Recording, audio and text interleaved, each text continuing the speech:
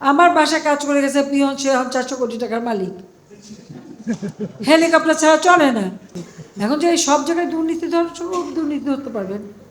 আর ওখানে কোন ড্রাইভার কত টাকা বানালো, কে কী টাকা বানালো, এখন ড্রাইভার লেভেলে যদি করে সেটা খোঁজ করে বের করে আজকে ধরছি বলেই জানতে পারছেন, এতকাল তো জানতে পারেননি। আমার বাসায় কাজ করে গেছে পিয়ন, সে এখন 400 কোটি টাকার মালিক। হেলিকপ্টার ছাড়া চলে না। হ্যাঁ, বাস্তব কথা। কী করে বানালো এই টাকা? যখনই আমি জানছি তাকে বাদ দিয়ে তার কার্ডটা সব সিজ করে সব আমার ব্যবস্থা আমি নিচ্ছি। তো এটা তো হয়, বাট এটা তো করে আপনারা এটা এখন ধরার পয়েন্ট এগুলি চোখে আসে, তাছাড়া তো হয় না। যখন ধরা পড়ে তখন আমরা ব্যবস্থা নেই। এটা শুধু আমাদের দেশে বলে না, সারা বিশ্বেই যে দেশটাই অর্থনৈতিকভাবে উন্নতি হয় সেখানে কিন্তু এই ধরনের কিছু অনিয়ম কিছু লোকের হাতে চলে যায়। কিছু টাকা পয়সা যারা অপান্ত তাদের হাতেই চলে, তারা বানায়, তারা তো অপেক্ষা করে থাকে। এটা যুগ যুগ ধরে এভাবেই চলে আসছে। হ্যাঁ, এর ভিতরে ব্যবস্থা নিলে হয়তো সেটা কিছুটা নিয়ন্ত্রণ করা যেতে পারে। আর সাংবাদিকরা তথ্য জোগাড় করা এক জিনিস, আর ফাইল চুরি করা আর এক জিনিস। এখন আমি ভ্যাকসিন কিনবো, আমার সেখানে নেগোসিয়েশন হচ্ছে, জরুরি পেপার।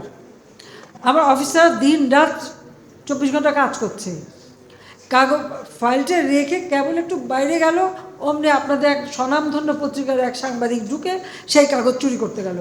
অফিসার এসে ধরলো, সে সেটা নিয়ে গেল বাথরুমে আটকাতে। সেখান থেকে তারা বের করা হলো, সে ঢুকালো তার শাড়ির ভিতরে, সেখান থেকে টেনে বের করলো, সেটা বিরাট অপরাধ হয়ে গেল। সে যে ফাইল চুরি করতে গেল এটা কোনো অপরাধ না, সেজন্য কোনো একটা বড় দেশ আমাকে তাকে পুরস্কারও দিয়ে দিল, ফাইল চুরির জন্য পুরস্কার পেল। এটা কি দুর্নীতি, ডাকাতি, চুরি, কোনটা, কি ডেফিনেশন দেবেন? এর আগে আরেকবার, সেটা হচ্ছে নৌপরিবহনে ঢুকে ধরা পড়ার পরে লেখা দিয়ে বেরোয় আসলো, যে আবার আরেক জায়গায়। আরেকটা মনে আছে, আর একজন এক মেয়েগুলো তাকে মানে করা হচ্ছে, তার উপরে পাশবিক অত্যাচার হচ্ছে, হ্যাঁ হচ্ছে, কোথায় দাঁড়ায় করছে? রাস্তায়। ওখানে আবার একটা সাইনবোর্ড, তাও দেখা যাচ্ছে, লাইট পোস্টও দেখা যাচ্ছে। সে ওটা তার মাথায় নাই যে যেখানে দাঁড়াচ্ছে গাড়িতে অন্যটা ফেলে দিয়ে বললো তাকে নাকি এরকম করা হচ্ছে, কিন্তু পিছনে যে লাগানো সাইনবোর্ড আর ওখানে যে লাইট পোস্ট সেটা তার খেয়াল ছিল না। ধরা পড়লো, ওই ধরলাম কেন সেটা অপরাধ হয়ে গেল, সেও পুরস্কার পেয়ে গেল। আমি ছেড়ে দিছি পরে অবশ্য, কিন্তু পুরস্কার তো পেয়ে গেল।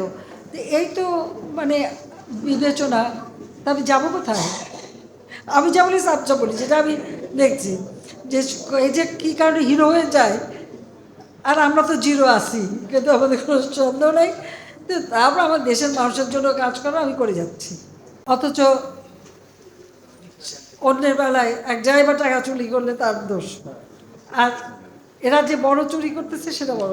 তাহলে আমরা চুরিটা যদি খুব বড় অঙ্কে হয়ে যায় তাহলে বোধহয় দোষ থাকে না, দোষটা টাকা দিয়ে ঢেকে যায়, এটাই মনে হয়। আর তাছাড়া কি বলবো, এখানে আপন পর কোনো কিছু আমি জানি না। আমি যখন জিরো টলারেন্স বলছি, জিরো টলারেন্স কি আমি এটা করে যাবো যতদূর পারি।